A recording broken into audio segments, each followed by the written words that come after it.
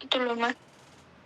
Itu bingung mau cerita sama orang di rumah ya intinya kalau jawabnya ya suruh bertahan di sini. Intinya cuma gitu, tapi sayangnya itu loh yang jalani kok masih ya. Berat iya, gak bisa fokus kerja iya. Apalah. Kadang itu ya Allah. Keluarkan Harus Mbak.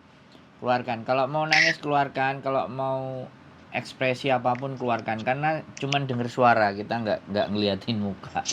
Keluarin semuanya. Iya. Terus.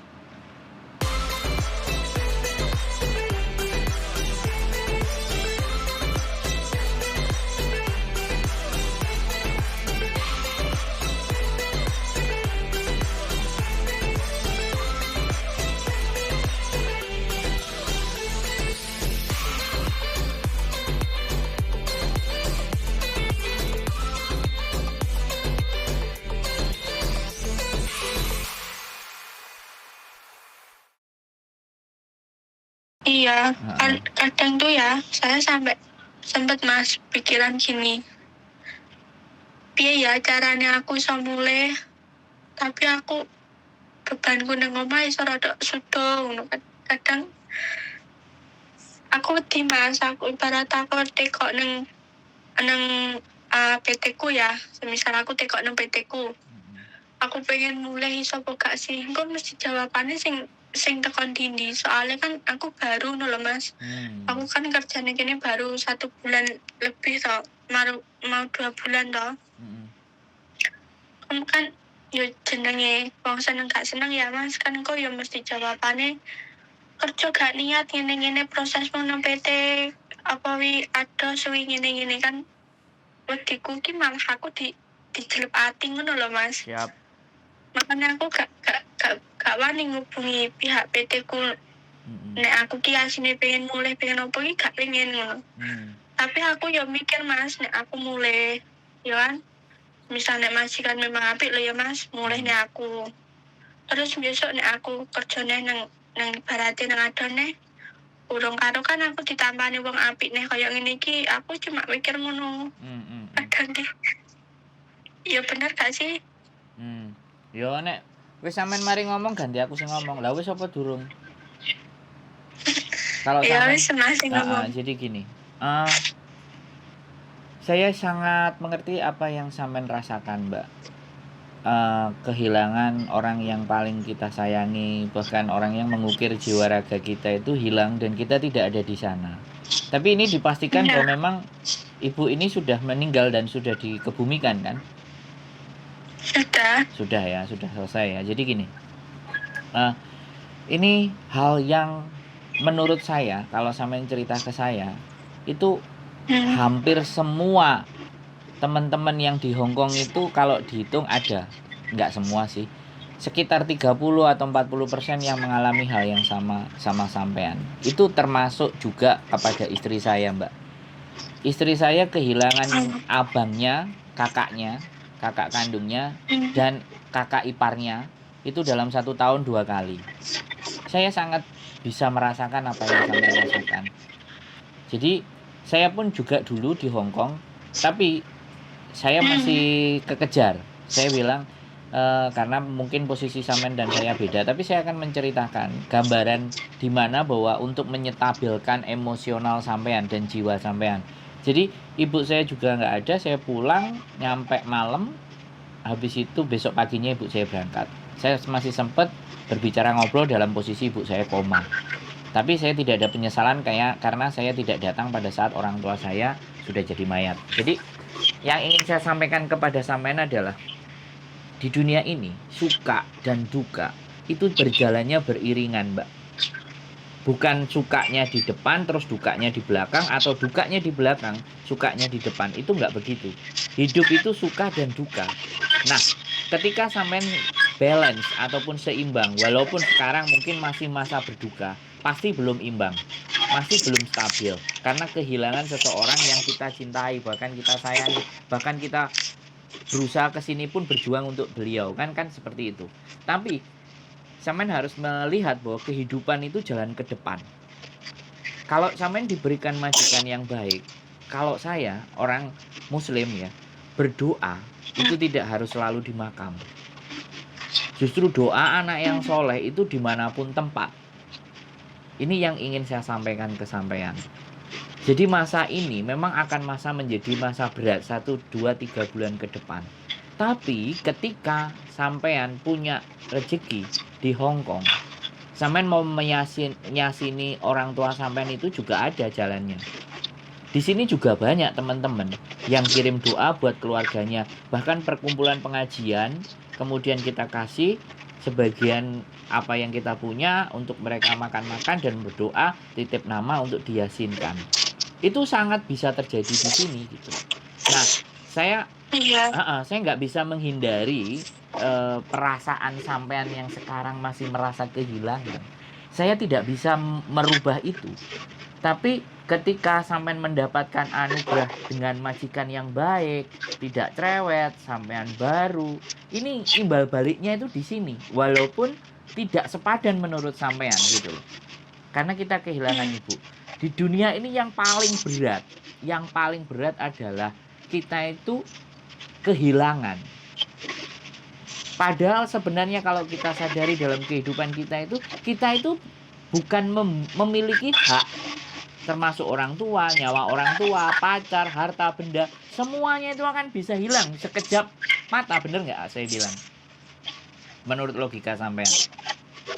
Nah, jadi iya sih mas.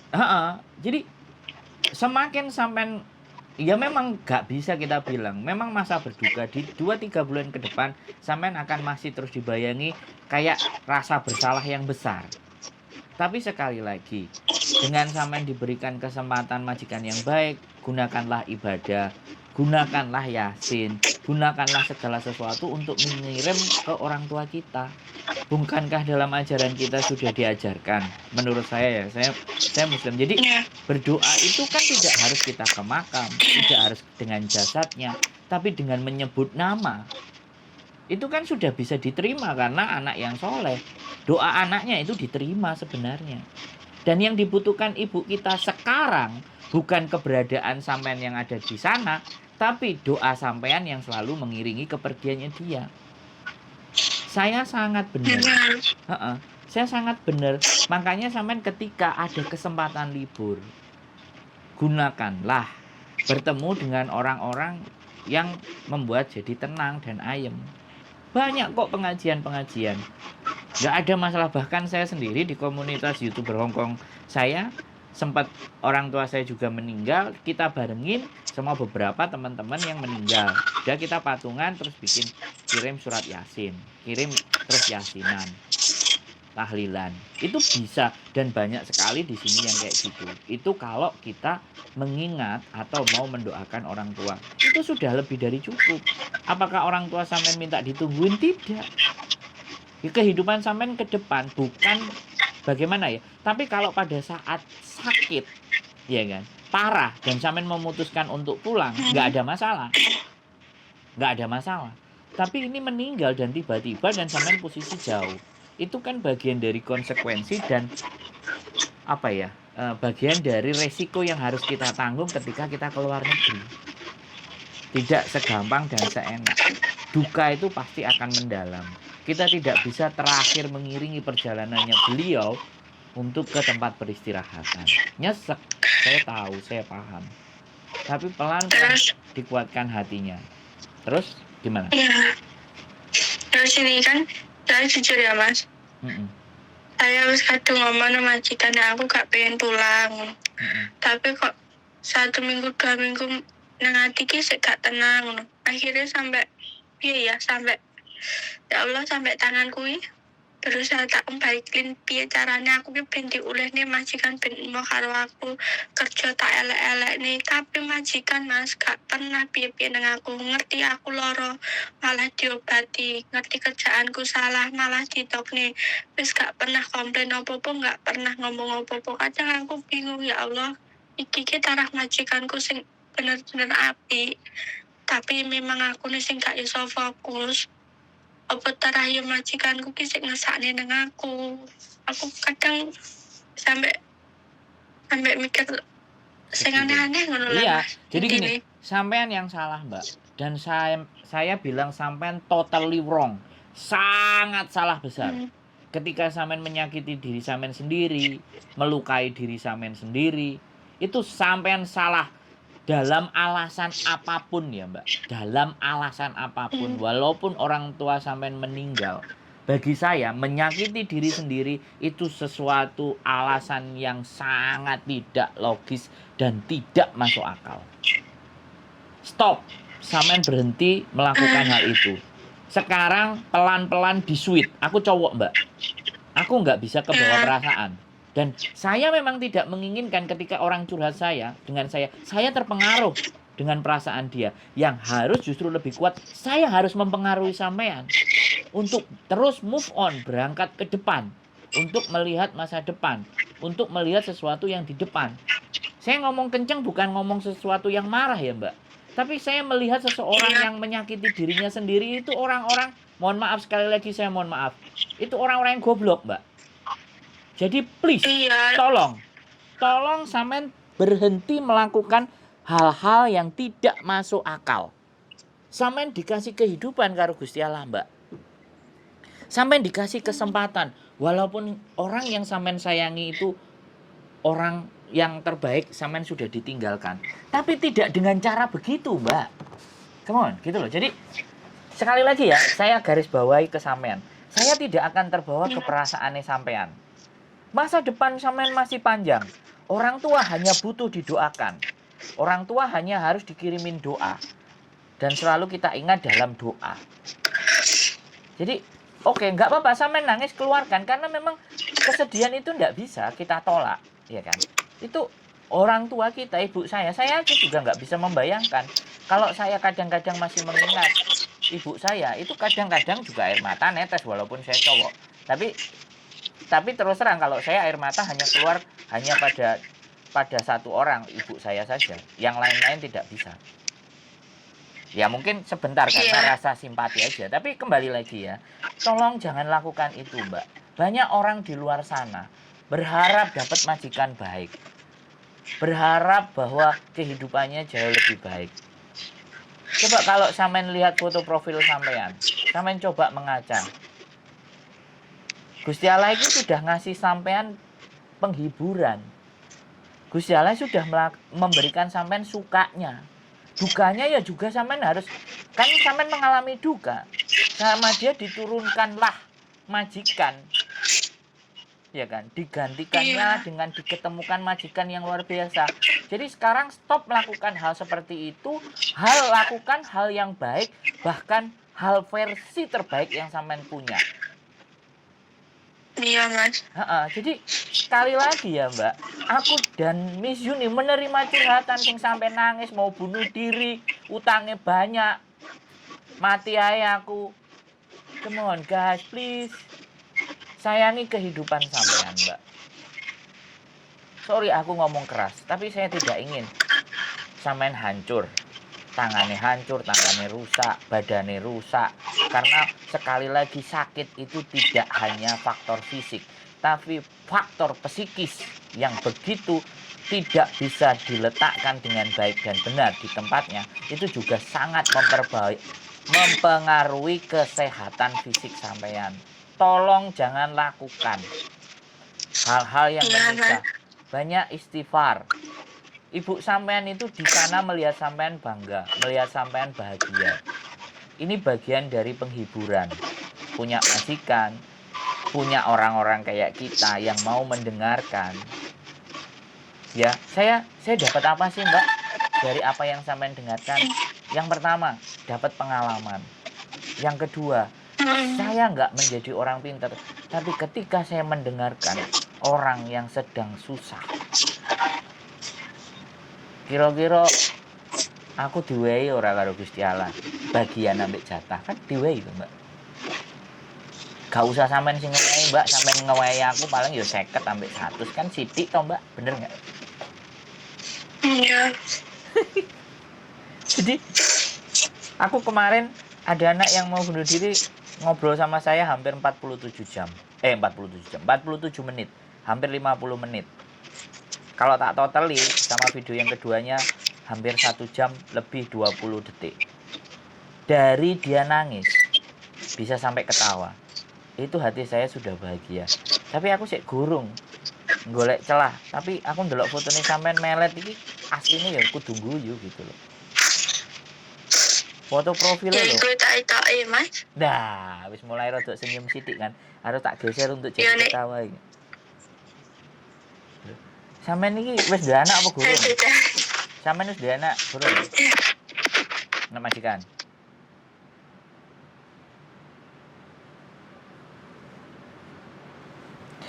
Oke teman-teman, kita masih nunggu mbaknya karena dipanggil majikan. Jadi teman ngobrol, ibunya barusan. Ya, oke. Boleh lanjut. Kira-kira. Maaf ya. Enggak apa-apa. Majikan. Ya majikan itu nomor 1 harus dilayani dulu. Kalau perlu sampean cukup selesai apa dapat pencerahan mau dilanjut lagi? Cukup lah, makasih Mas. Duh, kok ngono, aku belum sempat bikin sampean ketawa loh. Belum. Tapi ya wis ya wis dapat ilmu lah. Bisa rodok tenang lah Mas. Duh, kok cik rodok? Ya kudu tenang Mbak, aja rodok Mbak. Berarti kekuatanku kurang kuat nek cik rodok. Wis Mas, wis tenang, aku wis oke.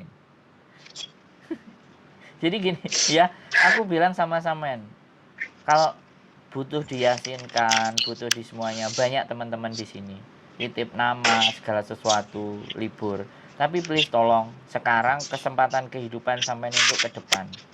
Wonge lho nangane profil ayu, tapi ketok irunge rada pesek sih. Yo gak apa-apa sih. Nah, sik rada guyu wis aku sampean. Rada pesek sih. Jadi apa aja sampai curhat karo garangan, Mbak, bahaya. Nek aku kan ketok nang sosial media wisan. Sandro dan wis duwe bojo, gak ada masalah gitu. Jadi aku orangnya kan naik ke permukaan. Jadi nek bleset gak karu-karuan kan iso digoleki menungsane dan iso dielek-elek, iso dibully gitu. Karena kan aku di sosial media nek Sandro wong ganteng sak donya wis sampean ketik iku wis metu. Sandro wong ganteng sak donya, co-founder komunitas YouTuber Hong Kong. Wah, wis wong sak Hong Kong ngerti kabeh. Sampean sing paling gak ngerti wong cik sak wulan sampean. Tapi engko nek sampean ngerti mesti guyang-guyu. Dan suatu saat nek sampean bahagia dan tenang atas apa yang saya ucapkan, sampean inget, aku mbok tukokno gedang goreng yo gelem kok, Mbak. Gak angel kok. Ambek aku gedang goreng apa tape goreng karo kopi wis bahagia, Mbak. Ya Mas, paling aku rasa nang kene ya wis alhamdulillah. Ya, itu penting itu. Sampean servis versi terbaik sampean. Berikan sesuatu yang lebih, ya kan? Karena sampean masih 1 bulan, butuh 3 bulan, selanjutnya sampean harus memahami karakter majikan sampean. Dan pastinya sampean sudah mendapatkan penghiburan. Gusti Allah langsung bales sampai sampean. Langsung dibalesi, Mbak. Diwehi siji sing ilang, diwehi siji sing apik.